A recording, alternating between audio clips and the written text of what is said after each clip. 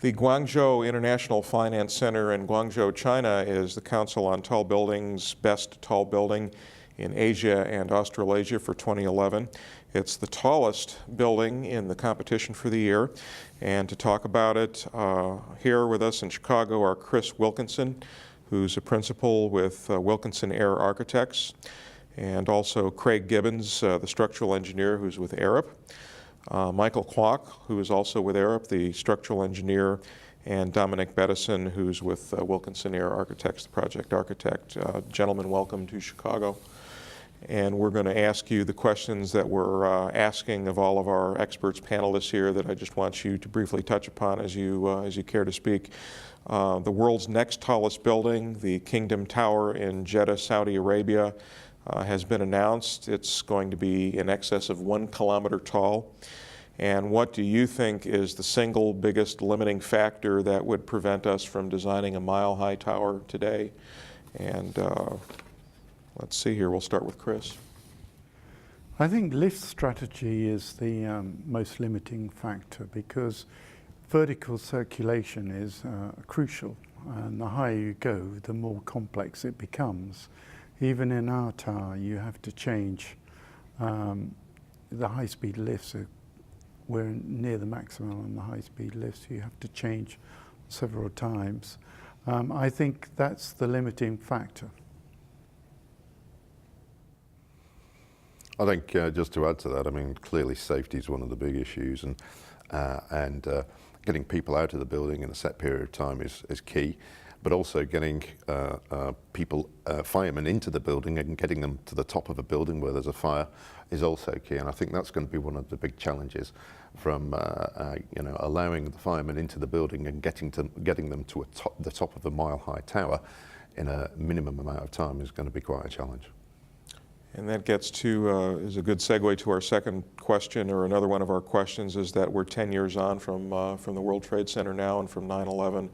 And just in the last 10 years, how much safer are these buildings now from catastrophes like what we saw, and how are they being designed differently now than they were previously? Go ahead and start. I think a lot has been learned. There have been some changes in the regulations, and I think it will take a wee while longer for buildings to be completely improved and brought up to date. I think it's fair to say that a terrorist who's prepared to kill themselves to promote their cause is a very challenging scenario to deal with.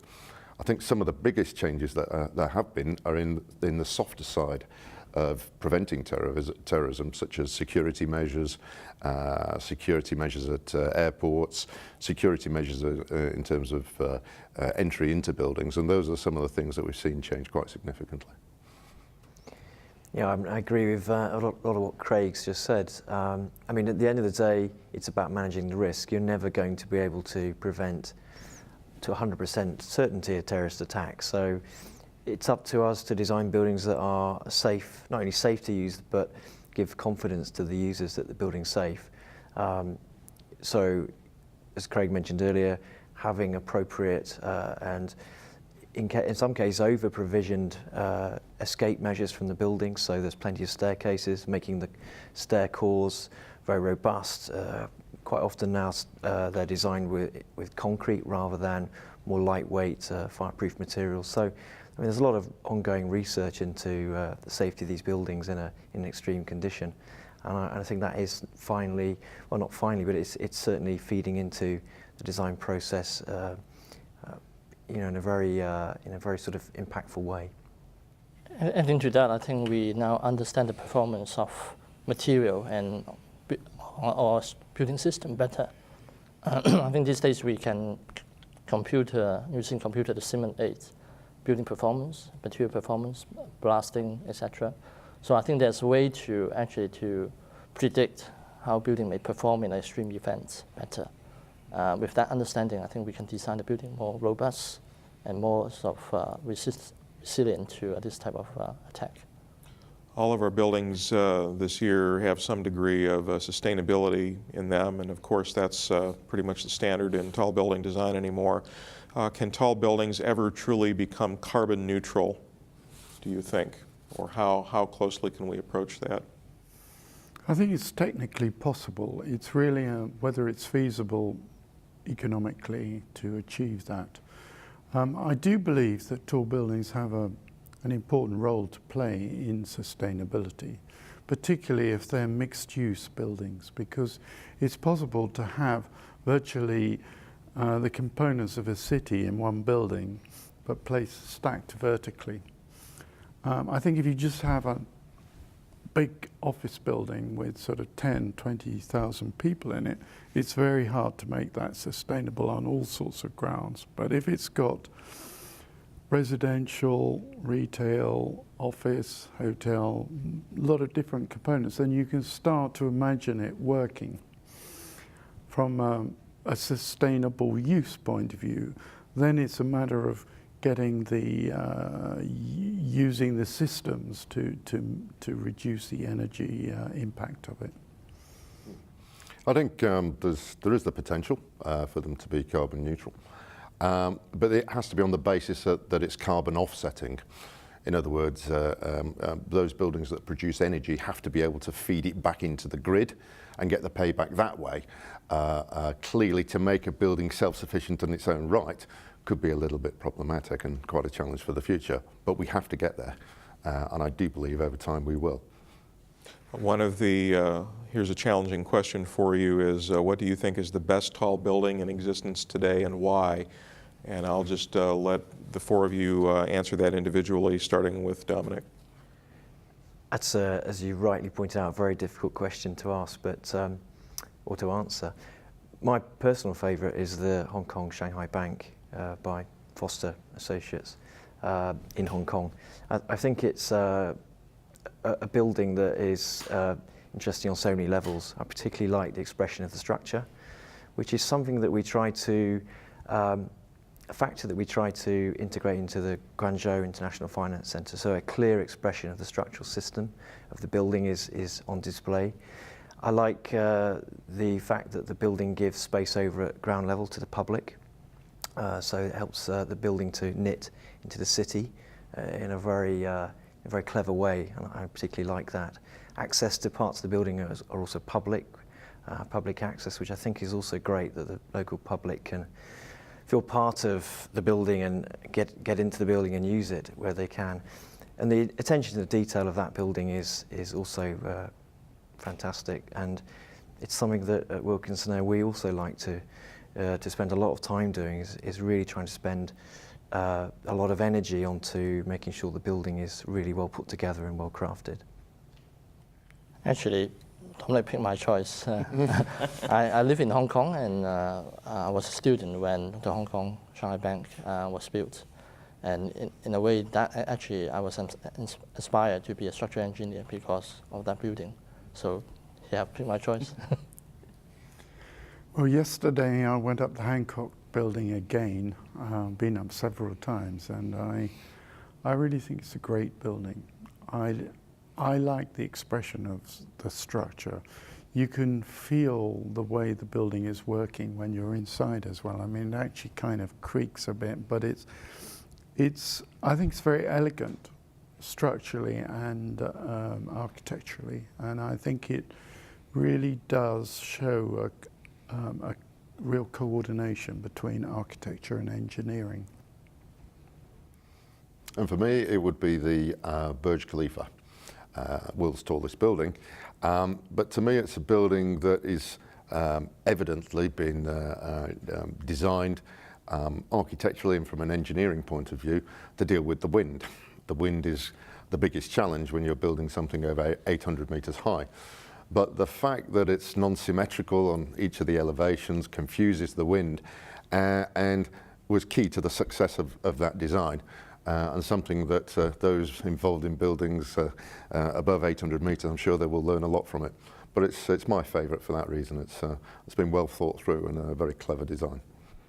And that'll bring us on to talk about your project, the Guangzhou International Finance Center. What a magnificent building. It's for those of you out there looking for something to relate height to, this is just short of the Sears Tower, Willis Tower here in Chicago. Very graceful, quiet design, beautiful design. And it seems like those of us in the rest of the world are kind of learning about China one city at a time by places where they're putting up buildings. Tell me about Guangzhou. Tell me about the city and how this building fits in. Well, Guangzhou is a very busy industrial city, and it's a kind of ambitious place, I think. They want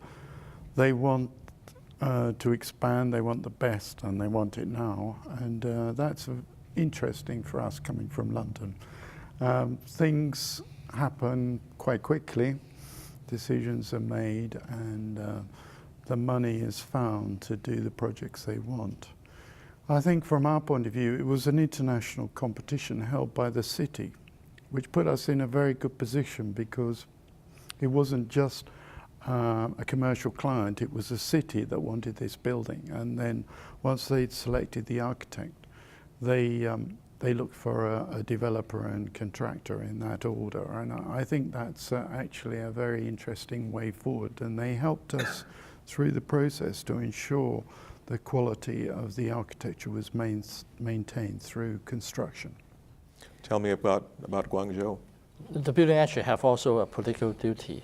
It has to be complete before the Asian Games, which is out in 2010. So in a way, the whole process needs to be a very fast track in terms of the design program and the construction. So this is one of the challenge for architects and engineers to come up with designs not only elegant, but it has to be cost-effective and easy to build. We've talked with other architects who have designed buildings in China, from the Jinmao building to the Shanghai World Financial Center, about how these buildings fit in with Chinese culture, because they are kind of an embodiment of the local culture, and not everyone would look at a building like the Guangzhou International Finance Center and necessarily see that. Are there, what cultural references are there in the design? What were they after?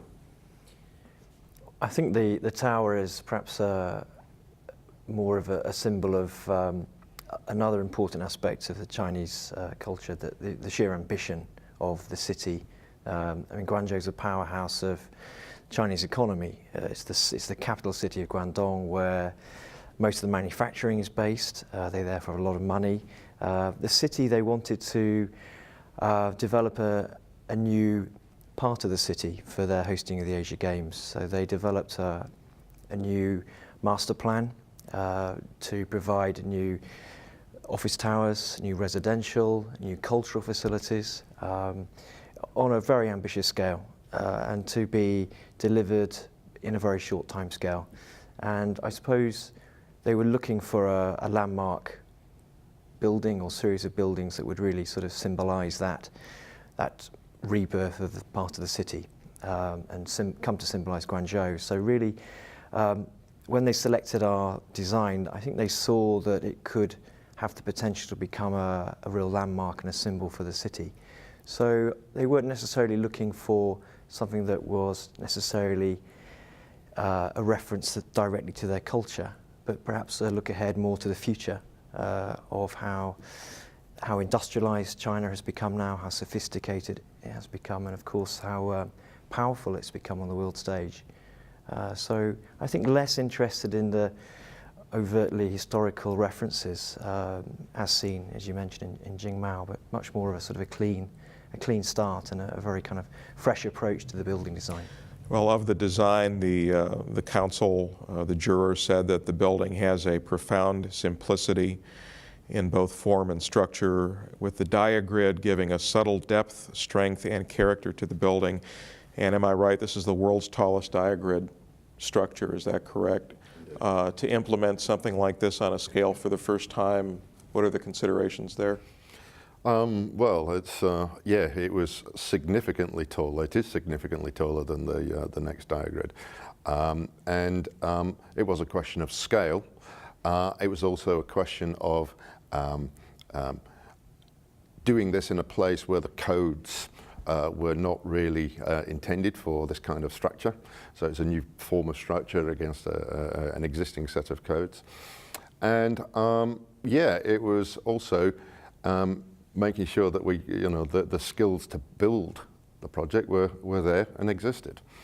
And throughout the design, I mean, one thing that is quite pleasing, you mentioned the structure showing the strength. I think it's quite pleasing to work on a project where the architects are keen to express the structure in the building. As a structural engineer, that always makes me feel that much better. But it's good, and I think it's showing that strength in the building was very, very important. And yeah, we took the design very, very seriously and produced something which I think complements the elegance of the building, the simplicity. Even though it is a complex form compared to some structures, it does have that air of simplicity and strong representation. Well, there's one illustration, one rendering of the building that shows kind of a sunset view and its reflection in the water and these beautiful bands of white light around it that's very attractive and kind of very serene. And Chris, I'll let you answer this since you cited the John Hancock Center. There just seemed to be a little bit of John Hancock influence in the lighting scheme. At least it looked familiar to me. Tell me about lighting this building and how you did it. Yeah, well, the lighting, clearly we wanted to express the main components of the building, the form and the structure. We prepared lots of different options and solutions, but in China, lighting is very, very important, and they have a slightly different approach to the lighting of buildings. And in London, we try to keep buildings a little bit quiet, and we don't compete with each other. Buildings don't compete. In China, they're all quite bright, and they like that. It's a very important part of the culture. So if we go back to the question of culture, it's possibly more represented in the lighting than in anything else. I want to talk about just what's going on in Guangzhou with the new town axis, which you're going to be one of eventually 3 super tall structures there, and the other one that's there now is a television and tourist tower. Is that right? And it looks so exciting with your structure just kind of right down the street from there. What are the dynamics of that, and what is that really the center of attention in town? Well, certainly these are going to be the new icons for Guangzhou, and I think the heights of this building, the Guangzhou International Finance Center, and sort of reflecting the new movement of this place, but in a further away from it, there's a new TV and sightseeing tower, which I think complement each other in a distant way. There's an atrium at the top of this building, which is one of the most distinctive looking tall building environments in the world.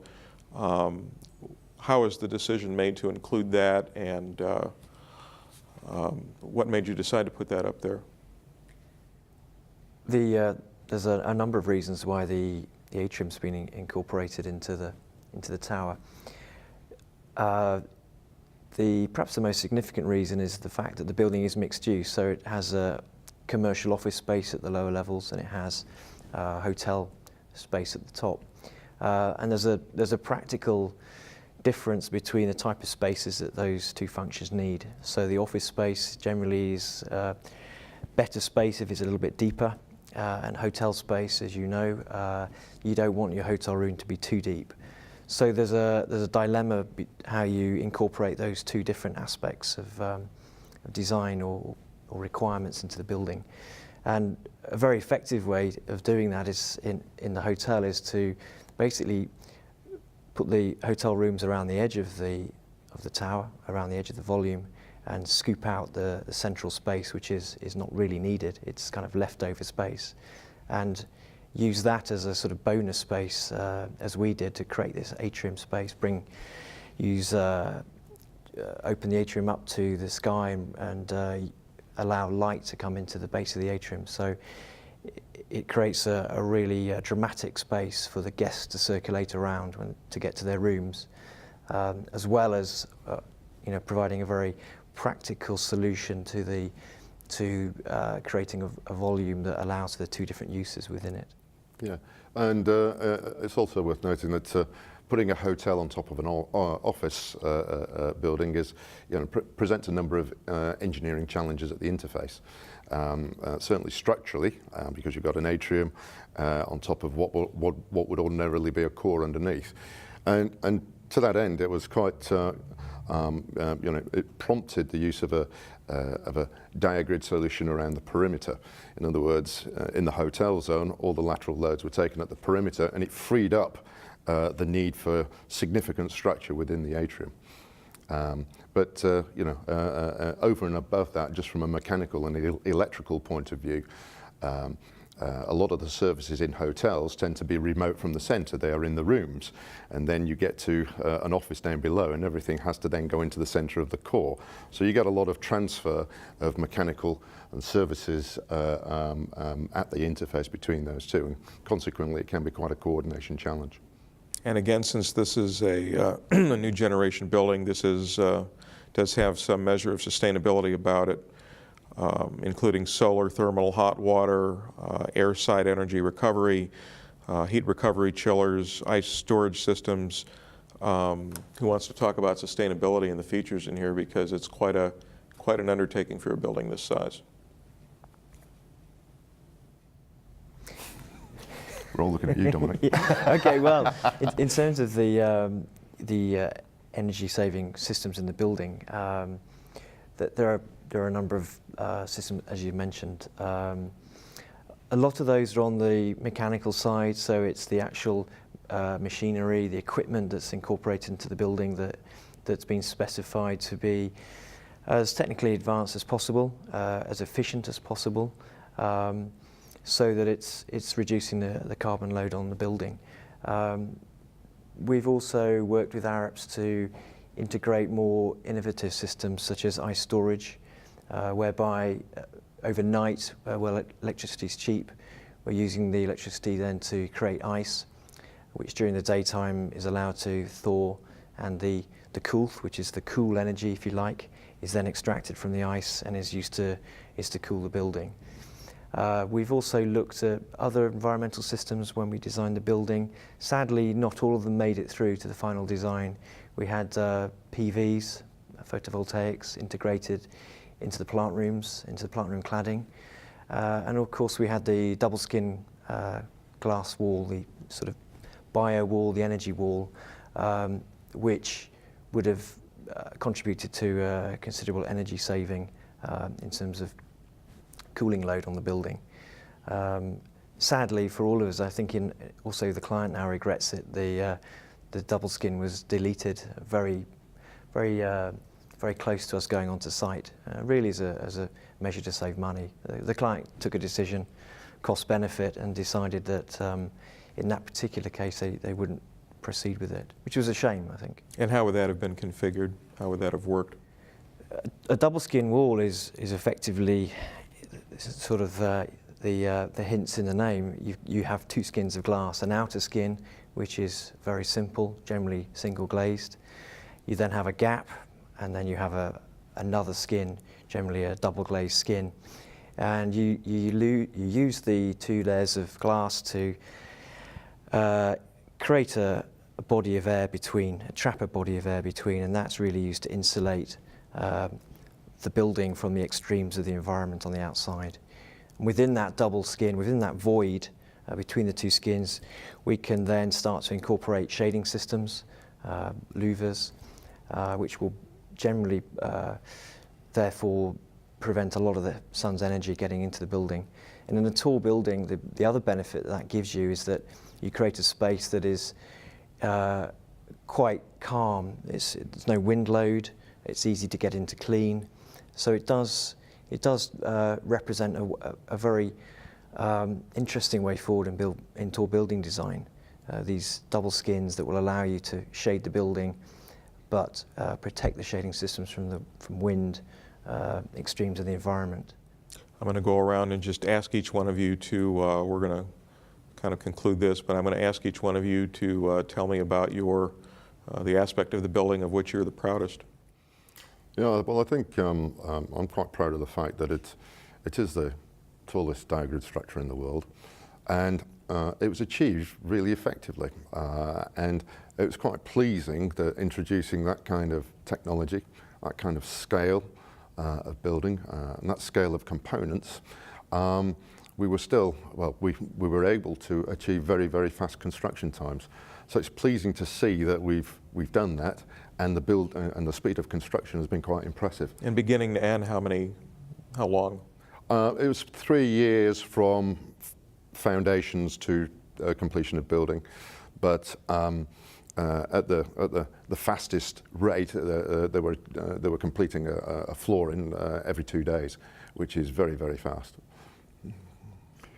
I guess I'm proud of the architectural concept, this elegant simplicity, which comes from the form of the building, which has very delicate three-dimensional curve form, and the simplicity of the cladding and the transparency, which allows you to see the structure that's holding the building together. I'm very proud of the integration between the structures and the architecture, and the structure get expressed as part of the architecture. Really proud of that. I think I'm proud of the fact that the building is a reaction to the architecture that you would generally more commonly see in China, a very complex architecture generally, potentially over-detailed. What we've produced is a very simple, elegant, modern solution to high-rise design. And the fact that I guess it's our first super high-rise building, I'm incredibly proud of us as a team having achieved that and having worked with Arups. So, which I think was a fantastic experience for me personally, and to be part of what is the tallest completed building by a British architect is really quite an achievement that I'm proud of.